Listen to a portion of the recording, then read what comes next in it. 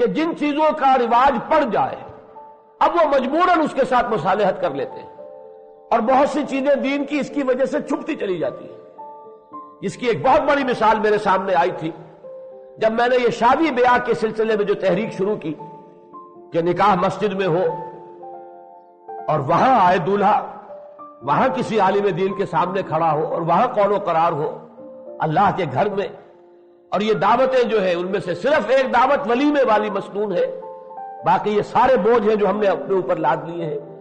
جب یہ میں نے تحریک شروع کی ہے تو آغاز کیا تھا اپنے چھوٹے بھائی، اب وہ ڈاکٹر، ویسے اس وقت بھی وہ پی ایچ ڈی کر کے آ چکے تھے، ڈاکٹر افسار، ان کا نکاح جب ہوا سرگودھا میں ایک مسجد میں، تو جو مفتیان شہر ہیں انہیں مدعو کیا گیا۔ مفتی محمد شفیع مرحوم رحمہ اللہ، یہ سرگودے کی ایک بڑی شخصیت، ایک تو مفتی محمد شفیع کراچی والے ہیں رحمہ اللہ، یہ مفتی محمد شفیع سرگودے کے تھے، وہ بھی فوت ہو چکے ہیں، ان کے صاحبزادے ہیں وہاں پر جو مفتیان شہر مشہور ہیں، دونوں موجود تھے وہاں، اور انہوں نے، میں نے وہاں تقریر کی، نکاح ان سے پڑھوایا، اور پھر انہوں نے کہا کہ ڈاکٹر صاحب یہ ہمارے کرنے کا کام تھا، ہمارے اندر ہمت نہیں ہے، اللہ تعالیٰ نے آپ کو توفیق دی۔ بہرحال اس لیے کہ اب معاشرہ ہے، سیٹھ لوگ ہیں، پیسے والے ہیں، وہ گوارا کر سکتے ہیں کبھی کہ مسجد میں حاضر ہو ان کا دولہا؟ وہ تو چاہیں گے مولوی بغل میں دبا کر رجسٹر حاضر ہو جائے، نیز حاضر می شوم تفسیر قرآن در بغل، اور وہ پیچھے پیچھے پھرتا رہے اور بیٹھا رہے اور منتظر رہے کب آئیں گے، بارات کب آئے گی، اور کب وہ مرحلہ آئے گا 100-200 روپے کی لالچ کے اندر۔ یہ ہم نے گرایا ہے اپنے علماء کے مقام کو اس درجے، اور پھر انہوں نے بھی اس مقام کو مجبوراً قبول کر لیا ہے، اور وہ بات بتاتے نہیں کہ یہ بات نہیں، یہ بات یہ ہے جو ہمیں کرنی چاہیے۔ اسی طریقے سے ہمارے دیکھتے دیکھتے یہ ہوا ہے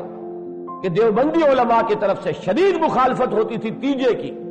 یہ تیجا، یہ سویم، یہ کیا ہے؟ لیکن اب کیا کریں، سیٹھوں کا معاملہ شروع ہو گیا،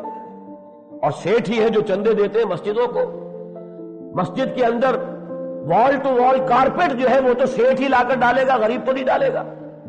وہاں کی آسائشیں سیٹھوں کی بدولت ہوگی، اور وہ سیٹھ جو ہے وہ کہتے ہوگا۔ انہوں نے کہا چلیے اس کو مشرف اسلام کیجئے، اب تیجا سویم چھوڑیے، ہندی کا لفظ چھوڑیے، فارسی کا لفظ بھی اسے اب قرآن خوانی کہہ دیجئے۔ بات تو وہی ہے، آپ اس کے رنگ بدل لیں، حقیقت تو وہی رہے گی، بات تو اس کے اندر تبدیل نہیں۔ تیسرے دن کا مسئلہ، وہ تیجا جو گھٹی میں پڑا ہوا ہے اپنے ہندوانہ پس منظر کی وجہ سے، وہ تیجا ہے، پہلے آپ نے اسے فارسی میں سوئم بنا دیا،